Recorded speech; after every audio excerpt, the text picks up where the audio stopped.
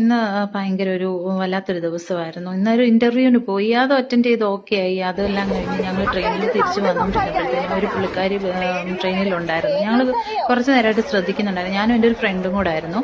അവള് medical ഫീൽഡിലൊക്കെ work ചെയ്യുന്നതാ.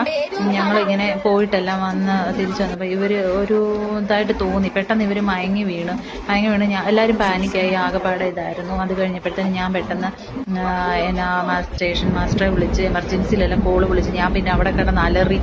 Medical ഫീൽഡിൽ work ചെയ്യുന്ന ആരും ഉണ്ടോ എന്ന് ചോദിച്ചു കിടന്ന് അലച്ചെല്ലാം കഴിഞ്ഞപ്പോഴത്തേനും ഒരു ഡോക്ടർ ഉണ്ടായിരുന്നു. ഭാഗ്യത്തിന് അതിനകത്ത് അങ്ങനെ നമ്മൾ സൈലന്റ് ആയിട്ട് നിൽക്കുമായിരുന്നെങ്കിൽ ഒരാളുടെ ജീവൻ തന്നെ പോയേനെ. പുള്ളിക്കാരി ആകെപ്പാടെ കണ്ണെല്ലാം മേപ്പോട്ട് പോയി, ഭയങ്കര സീരിയസ് ആയിരുന്നു.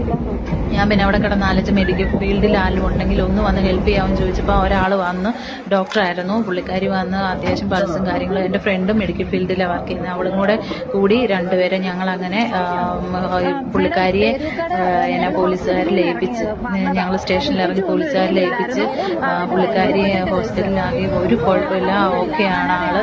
നമ്മൾ ഇതുപോലുള്ള പ്രശ്നങ്ങൾ വരുമ്പോൾ